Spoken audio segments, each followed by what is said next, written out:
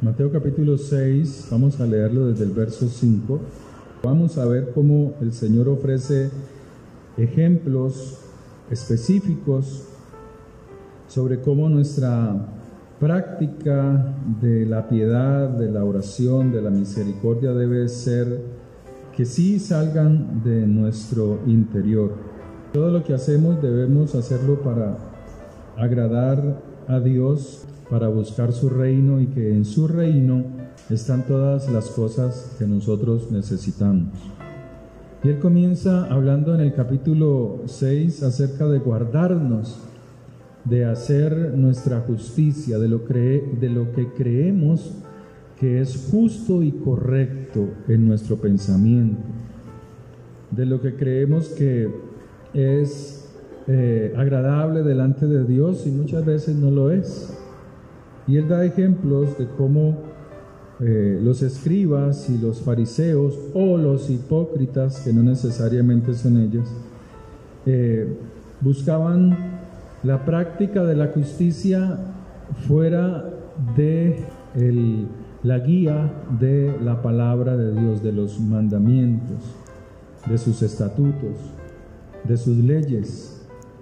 ¿Por qué Dios dio leyes y mandamientos y estatutos? Porque Él quiere mostrarnos que es un reino, y cada reino tiene leyes, tiene estatutos, tiene mandamientos, que aquellos que viven en ese reino, viven en ese estado, viven en aquella nación, pues deben cumplirlos para que haya una armonía, para que haya una coinonía, para que haya una verdadera paz, amistad en todos los aspectos de la sociedad. En este caso, el reino de los cielos. Somos una comunidad de creyentes, de hijos de Dios, los cuales debemos someternos a sus mandamientos.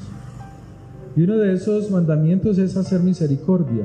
Él dice: hagan misericordia, pero cuando ustedes hagan misericordia, no lo hagan haciendo alarde de sus ofrendas, no lo hagan mostrándose a las demás personas, sino que cuando tú des ofrenda, no sepa tu mano izquierda, no sepan los que están a tu izquierda, aquellos que no son generosos, aquellos que están a tu lado izquierdo, aquellos que siempre están mirando lo negativo, ¿sí? Aquellos que están criticando siempre el dar.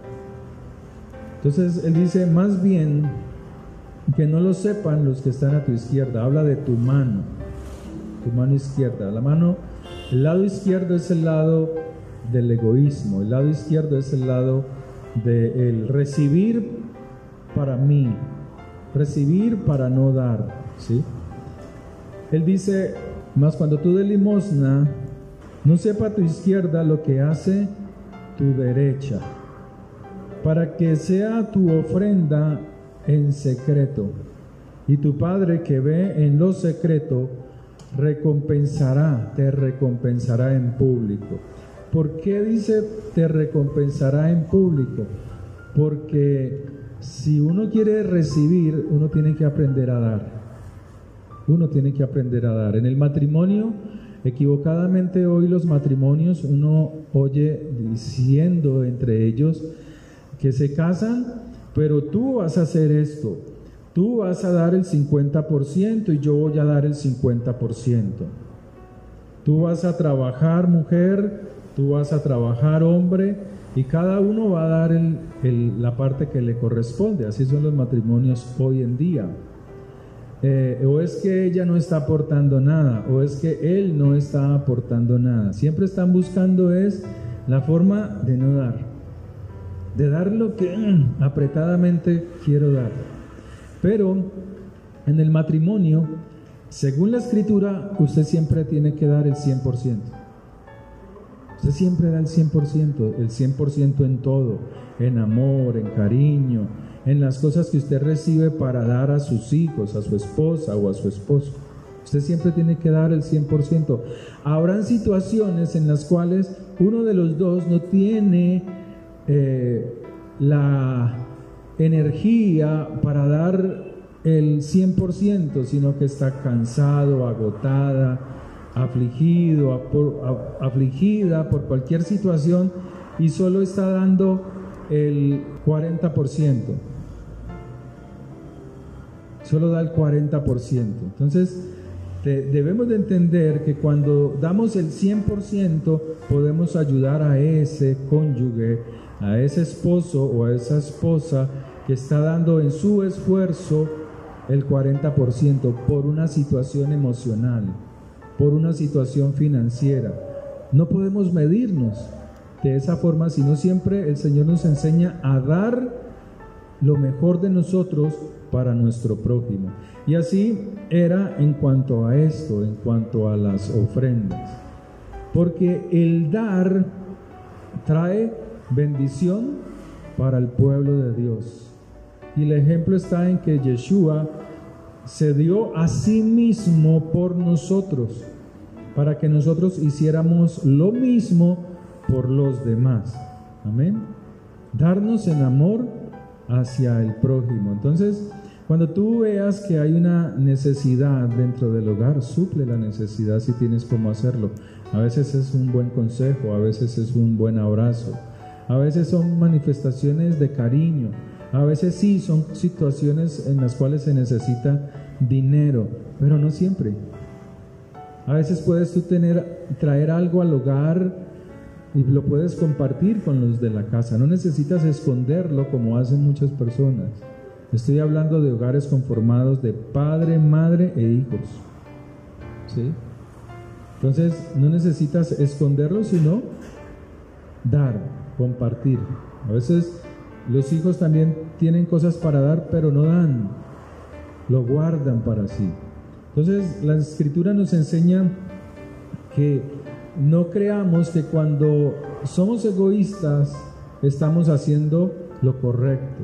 Estamos haciendo es nuestra propia justicia, lo que creemos que es bueno, ¿sí? Luego el Señor sigue hablando y Él dice, refiriéndose a la oración, aunque todo el capítulo 6 se enfoca en lo mismo, aquí Él comienza a hablar acerca de la oración, cómo la oración es conveniente para aquellos que somos hijos de Dios. La oración siempre debe de estar en nuestro corazón, en nuestra boca, en nuestros pensamientos. Hablar, tener una relación con Dios. Él dice, y orando, no uséis vanas repeticiones. Verso 7. Como los que no son mi pueblo, como los gentiles, que piensan que por su palabrería serán oídos. No os hagáis pues semejantes a ellos. Porque vuestro Padre sabe de qué cosas tenéis necesidad antes que vosotros le pidáis. O sea, el Señor está diciendo que hay dos faltas en la oración que se cometía y que hoy se comete aún. Y una de ellas es la vanagloria, ser vanagloriosos en la oración. Y lo otro es repetir palabras, pero Él está diciendo palabras sin sentido, palabras sin sentido, sin entendimiento. Porque Él dice, no uséis palabrerías, vanas palabras. Que no salga de su boca palabrerías, palabras sin sentido. Piensan que por sus palabras sin sentido serán oídos. Y el Señor nos está hablando de lo importante que es prestar atención a la oración, a las cosas que oramos. Poner todo nuestro sentido a lo que estamos orando, que tiene que estar conectada nuestra mente con nuestro corazón. Tienen que estar conectados. Porque aún la misma Biblia habla de que Jesús hizo oraciones repetitivas. Mateo 26, verso 44. Y dejándolos, se fue de nuevo y oró por tercera vez, diciendo las mismas palabras. O sea que el Señor repitió la misma oración 3 veces, porque su alma estaba afligida y angustiada. Estaba en el huerto de Getsemaní. Fue una vez alejándose de sus discípulos y oró. Volvió a buscarlos, volvió y se fue, y dice que oró nuevamente diciendo las mismas palabras. Entonces él está hablando de que era una muestra saludable del afán y la angustia con que oraba. Debemos de orar. A veces necesitamos repetir nuestra oración, y no porque Dios no nos haya escuchado, sino porque allí podemos ver, descubrir en nosotros la necesidad que tenemos de Dios. Él no está haciendo oraciones vanas. La oración vana son oraciones fuera de la realidad física y espiritual. Cuando hay oraciones sin sentido, son oraciones que te están alejando de una realidad espiritual o de una situación real, física, viva. No hay una comprensión, es una oración sin fundamento en la palabra de Dios. En estos días fui a comprar unos tenis. Como ejemplo, estaba yo en uno de estos almacenes y midiéndome unos zapatos, llegó un señor con ropa deportiva, un señor de unos 70 años, vestido con su pantaloneta o su short, sus tenis, su camisa verde fluorescente, bueno, en fin. Pero tenía un escapulario. Entonces una señora, una que estaba ahí al lado mío, midiéndose también unos zapatos, le dijo: wow, tú tienes un escapulario, ¿y qué haces con él? ¿Estás rezando? Y él dice: sí, yo cuando salgo a hacer mi deporte, cuando salgo a caminar, yo voy contando mis Virgen María. ¿Cuántas llevo?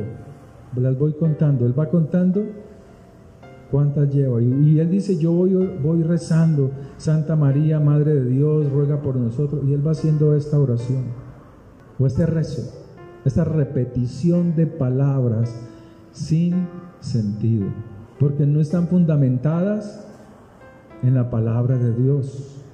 Esto no está fundamentado en la palabra del Señor. No es un mandato hacer esto, esta clase de rezos. Las oraciones, y vemos ejemplos como las oraciones de los bonzos, oraciones escritas en un rodillo ante los ojos sin vida de la estatua de Buda. Hay gente que se va a esos lugares, al Asia, y van a visitar la imagen de Buda, y pasan por un pasillo donde empiezan a tocar con sus manos esos rodillos donde están escritas las oraciones, y piensan que por eso serán oídos, escuchados.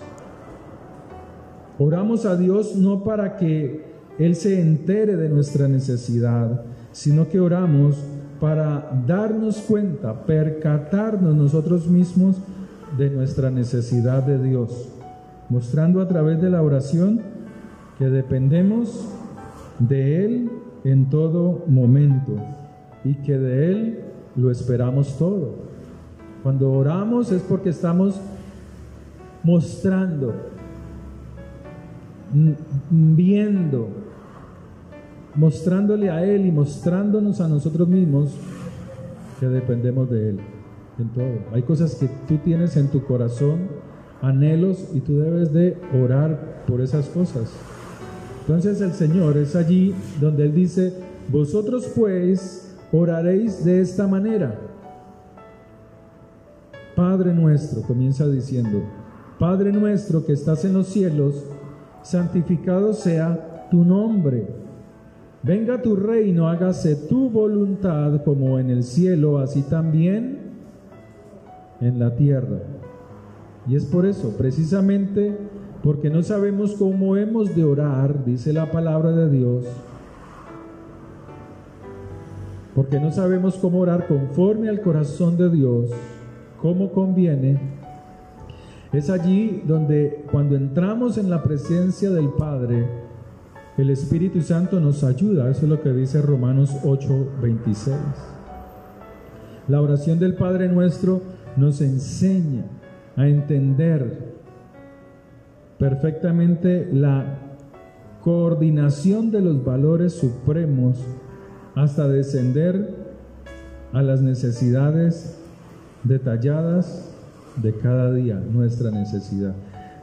En esta oración el Señor nos muestra que primero tenemos un Padre que está cerca de nosotros, que Él es nuestro Padre amado, que nos ama con amor eterno, pero que Él está, dice, Él habita en los cielos. La palabra de Dios dice que la tierra es un lugar pequeño para Él postrar sus pies. Ni siquiera un Salomón, construyendo el templo, dijo: ¿cómo habitarás tú en templos hechos por manos de hombres? Si los cielos no te pueden contener, ¿cómo habitarás tú con nosotros? Y Él entendió eso, que Él aún desde los cielos, su misericordia nos alcanza.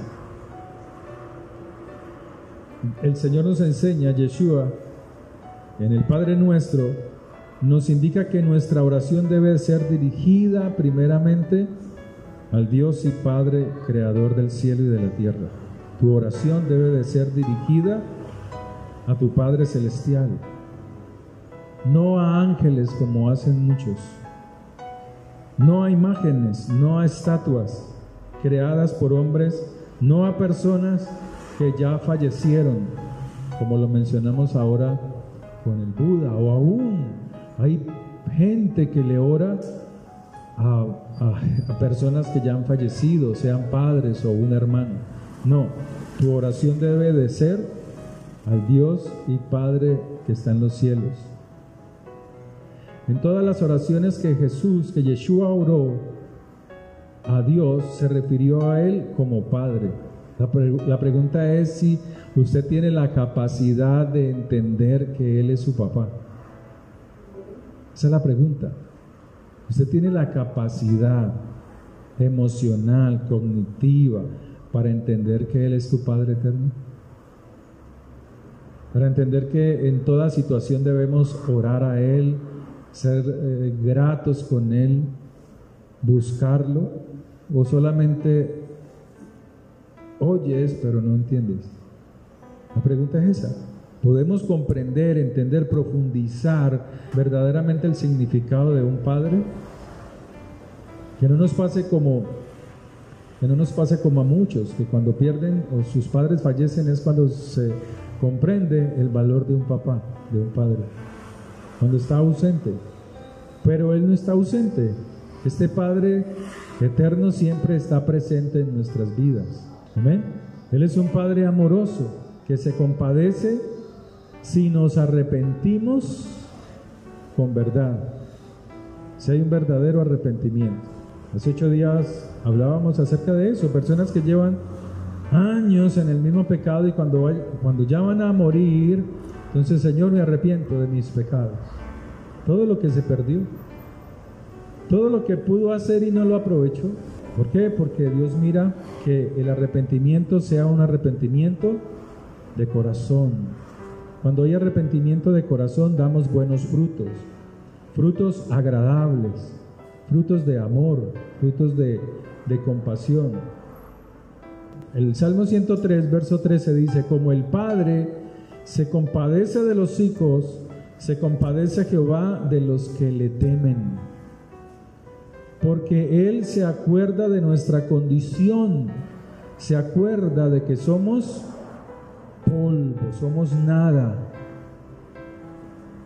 17 dice: mas la misericordia de Jehová es desde la eternidad y hasta la eternidad sobre los que le temen, y su justicia sobre los hijos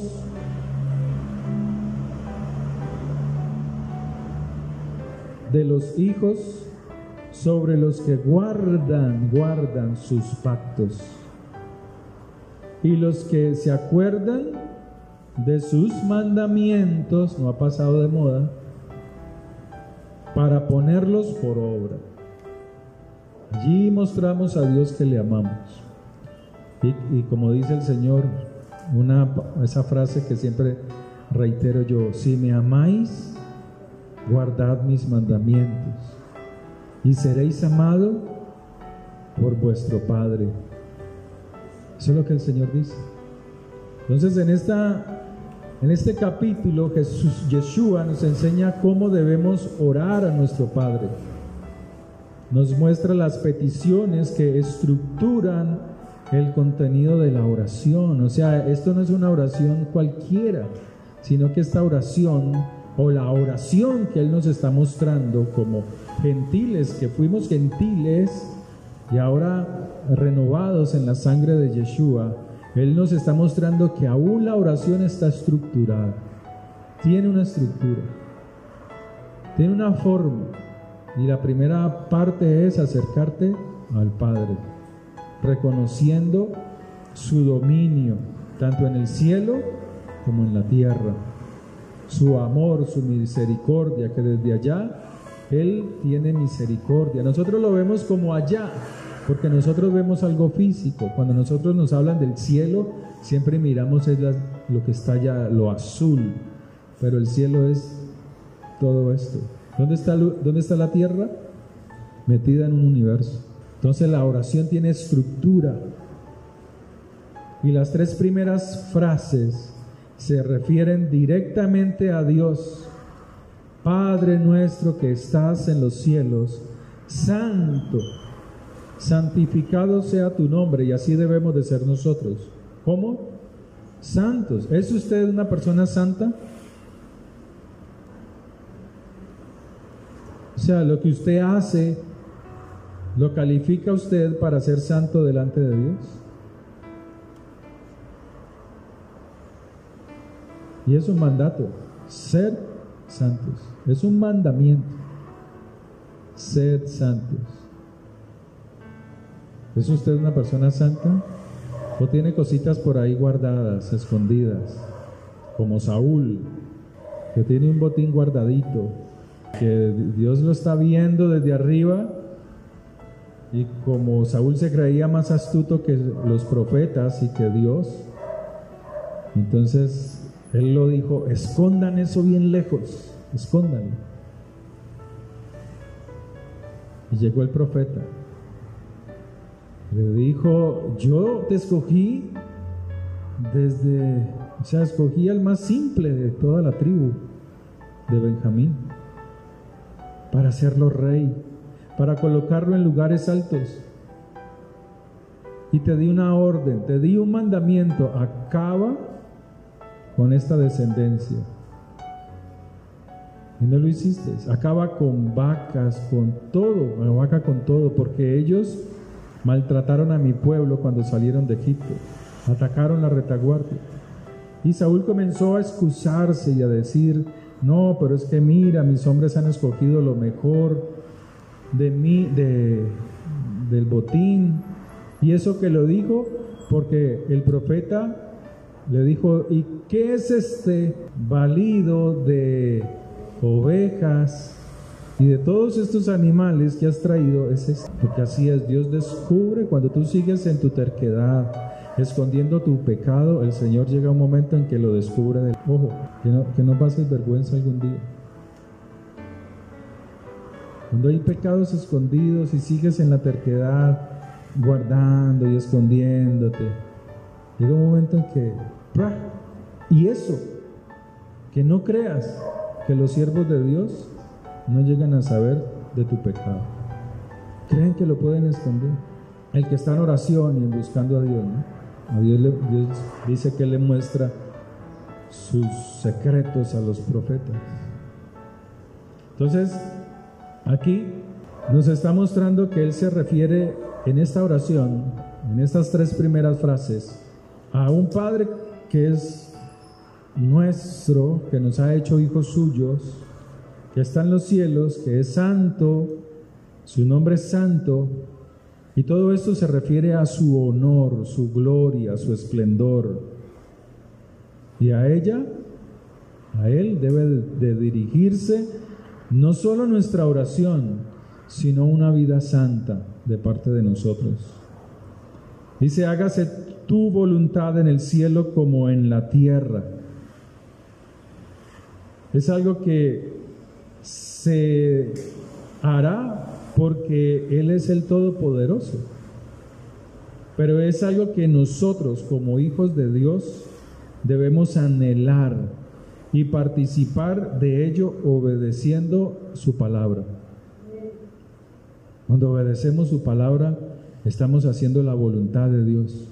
La voluntad de Dios se da porque Él es Dios. Pero nosotros debemos de introducirnos a través de la obediencia a su voluntad. Las otras tres frases, como el pan nuestro de cada día, dánoslo hoy, son nuestra necesidad. Nosotros siempre necesitamos del pan, del alimento. Y el anhelo de ser prosperados está en nosotros. Es un anhelo que tenemos. Equivocadamente, este mundo y sus gobernantes enseñan al pueblo a ser pobres, a depender de los gobiernos. No, Dios no quiere eso. Dios quiere que tú dependas de Él y que salgas adelante, estudies, te capacites, crees empresa, crees negocio, que salgas adelante, que trabajes, pero que no dependas de un gobierno, sino solo de Él. Entonces Él aquí está diciendo que esa es la necesidad nuestra y ese es el anhelo nuestro. Prosperados, ¿para qué motivo? ¿Para qué Dios quiere que seamos prosperados? ¿Para qué la oración dice, danos el pan de cada día, 7 días, dánoslo hoy? Habla de abundancia. Pero recibimos es para dar. Tenemos que aprender a hacer eso. Recibir para dar. Hacer recíproca la bendición de Dios. El pan nuestro habla de bendición de Dios, de dar, recibir e impartir. Damos, recibimos de parte de Dios e impartimos lo que hemos recibido. Pero ¿cómo es el ser humano? Dame y dame y dame y dame y no damos. La oración apunta a algo importante y esto es a buscar el reino de Dios. Todo este capítulo apunta a algo importante y es a buscar el reino de Dios y su justicia con la firme esperanza de confiar en sus promesas, confiar en las promesas de Dios, que las demás cosas, cuando entendemos el reino y participamos en el reino, aquellas cosas que anhelamos son añadidas. Son añadidas. Lo que pasa es que cuando usted tiene cualquier pesito, cualquier plática, usted se cree rico. Cogen cualquier salarito por ahí, cualquier ahorrito, y no, eso ya se creen más que quién sabe qué. Y eso es algo que está en el ser humano. Es algo que está en nosotros, en todo ser humano. Nos creemos la gran Coca-Cola. Entonces Él dice que cuando atendemos a su reino, cuando buscamos verdaderamente el reino, las cosas que necesitamos, en este caso, como el pan de cada día, el Señor nos lo da. Pero este cumplimiento de sus promesas depende de nosotros. El verso 14 dice, porque si perdonáis a los hombres sus ofensas, así también vuestro Padre perdonará vuestras ofensas. Mas si no perdonáis a los hombres sus ofensas, tampoco vuestro Padre os perdonará vuestras ofensas. Y si no perdonamos la ofensa, sabiendo que es un mandamiento, nos convertimos en transgresores de su palabra.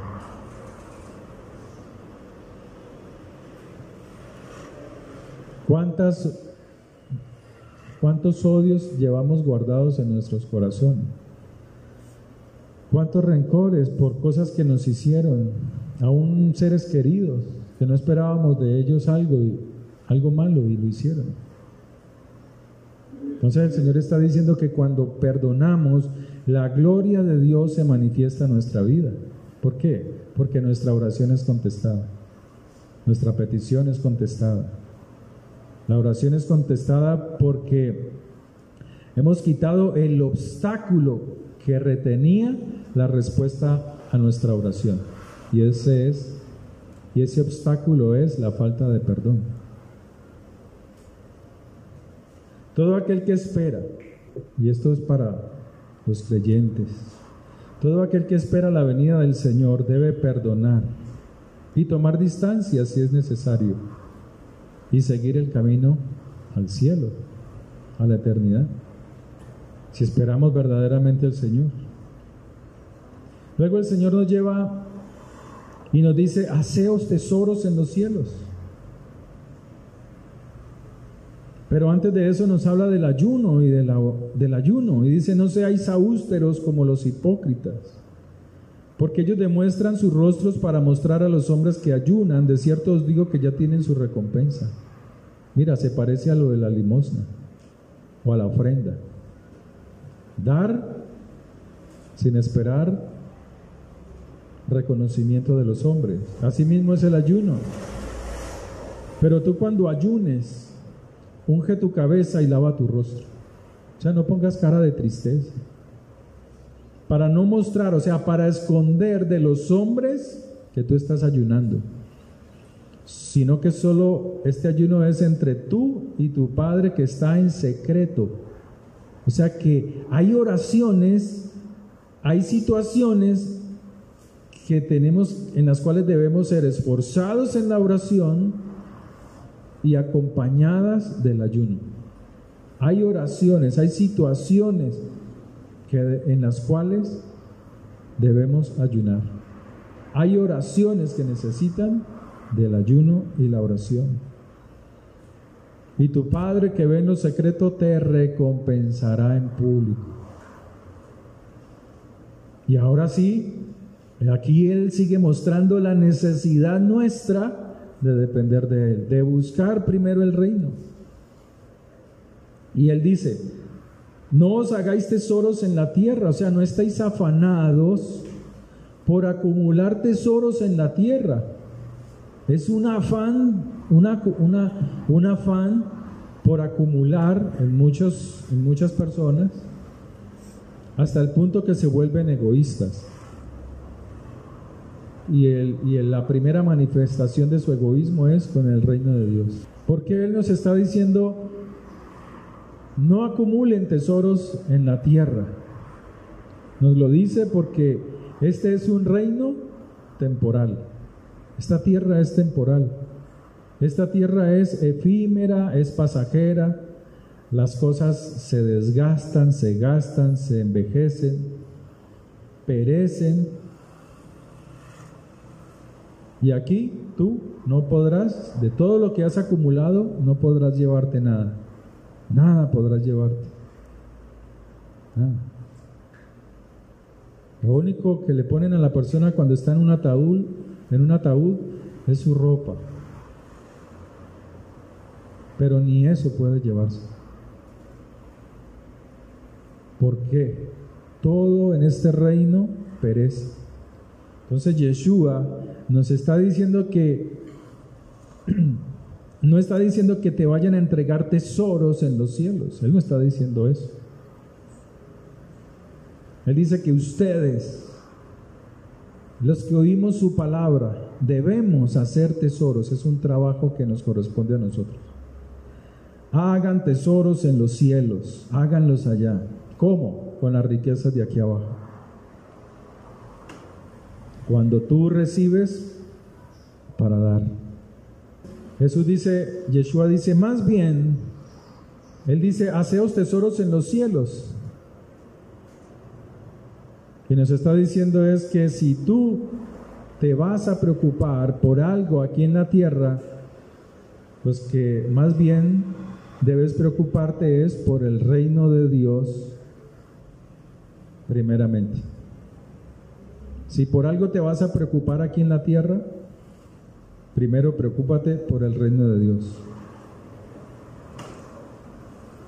Cuando te preocupas por el reino de Dios, entonces tú te vas a preocupar por lo que Él ha dicho anteriormente, por la oración, por obedecer los mandamientos, por ayunar, por establecer el reino de Dios en la tierra, así como en el cielo.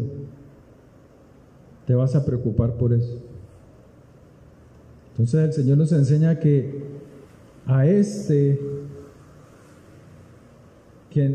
que nosotros debemos hacernos partícipes de este reino, que es eterno. Este reino sí es eterno. Este reino no perece.